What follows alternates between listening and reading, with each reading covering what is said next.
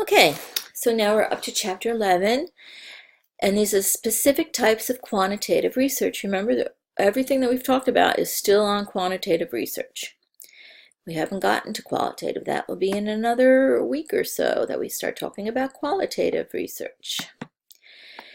Clinical trials, big way of doing quantitative research.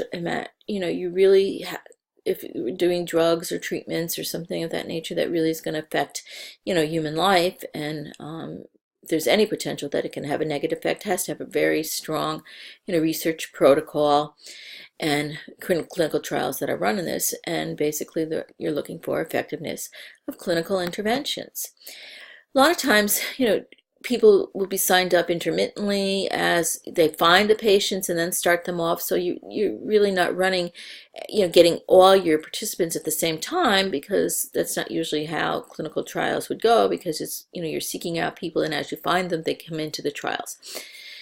So, somebody could start this month, somebody 10 could start the next month. So, there are basically a lot of mini experiments that are being looked at and continuously analyzed. And a lot of the experimental piece of this is doing the clinical trials would be, pairing would be a way to get your participants so that you get somebody that signs up that you're going to use the intervention on, and then the next person that signs up you may not use that intervention on. Or if you're looking for particular variables that you're going to try to control for, you may pair in that respect. But you're continuously analyzing. And, as when you stop that trial, basically, is a lot of times it's when you accumulate as much information that the experiment can be stopped, when you get to the point where the evidence is strong enough to support the conclusion about the intervention's efficacy. So like looking at your power numbers is going to be really important, that you have a good number that is satisfactory to really say that we've looked at this amount of people and over this amount of time, and we don't feel that continuing this experiment is going to show us any different data than what we've been finding. So that would be the stopping point that they would determine. So, practical clinical trials, really, they're also called pragmatic because they're, happening usually during practice, but they provide information to clinical decision makers. They maximize that external validity and don't really have too much of a negative effect on internal, validity. But it's where you address practical questions about the benefit and risks of an intervention, as well as its costs, as they would unfold in routine clinical practice. So, practice clinical trials are really, sensitive to different variables, because it is, you're making clinical decisions based on what you're finding, in practice by, okay, which should we do? Should we do this treatment or should we do that treatment? So it's really, and then you're keeping track of what your clinical trials are. So they're not really as regimented, but they do provide information for clinical decision makers. And this way you can really hopefully get a good random sampling that you can get good external, validity. Evaluation research is when you're looking at effectiveness of the program and the policies and the procedures, so that you're looking on, is the information that we are using to make up this policy or perform this procedure, do we have the best evidence? So you're going to, evaluate what you're doing to come up with whether you need to try something. So usually it's evaluating complex programs, rather than just whether you want to change the type of antimicrobial soap that you're using. So it usually is a very deep, complex situation. And in your book, when you're doing emergent trends, if you already took that, if not, you can look forward to learning about Donabadian's, process outcome type of evaluation model to look at the things and see if that they're working. So if things need to be changed, and mostly it's geared towards process. So, you do various analyses to see if something's, process or implementation, the outcome and the impact. And you need to really think about something may be better, but is it worthwhile economically?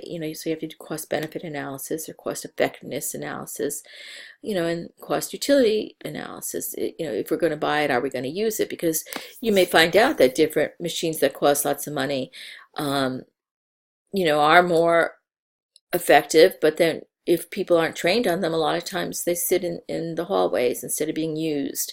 Like say like a lifter, a Hoyer lift or something like that, people may think it's too much trouble, even though there's cost-benefit analysis says would save so much on back injuries. The effectiveness is that it's a safer way to do it.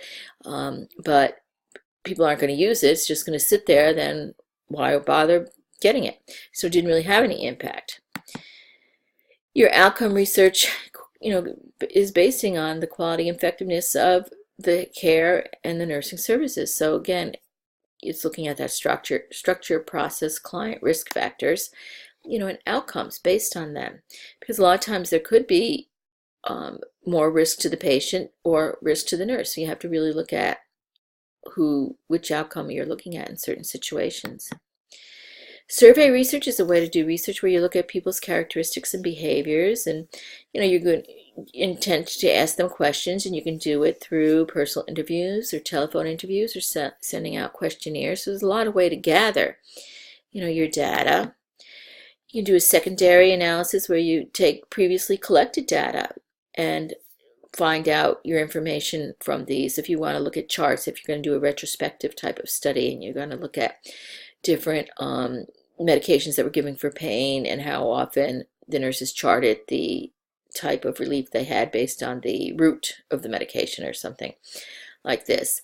But sometimes, getting your appropriate existing database is difficult, to figure when you are going to do studies where you're not doing primary research, but it can be more economical in some respects because you're just really usually looking at things that are already there and already provided for you.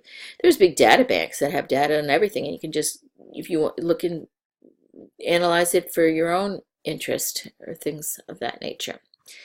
National data banks.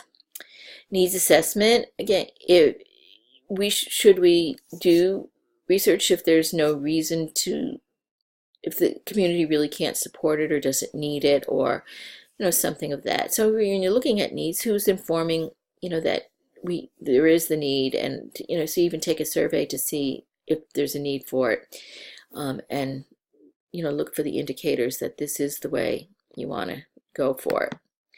There's a Delphi technique you should be aware of, which is a method of problem solving in which several rounds of questionnaires are sent to a panel of experts for their analysis. So again, it's going to help not have that bias of just having the researcher alone collecting the data from their developed questionnaires, from their studies, so that they could skew the data a little bit to their favor, not intentionally, but just from that effect of controlled your interest and compassion about what it is that you're doing. So this way they can do some problem solving from the questionnaires and develop categories, and but they would need several rounds of questionnaires again to really see that you're getting similar types of analysis. Replication studies, again, can that study be replicated, and if it's replicated, do you get similar or the same results? And it can be done virtually, or it can be done by just extending the initial study protocol and see if you continue doing it, if you continue getting the same results. Methodologic studies are really looking at ways of obtaining high quality data and conducting rigorous research. Methodologic studies address the development and assessment of those research tools or methods. The growing demand for reliable outcome measures and for sophisticated procedures for obtaining that data have led to an increase in this methodological research.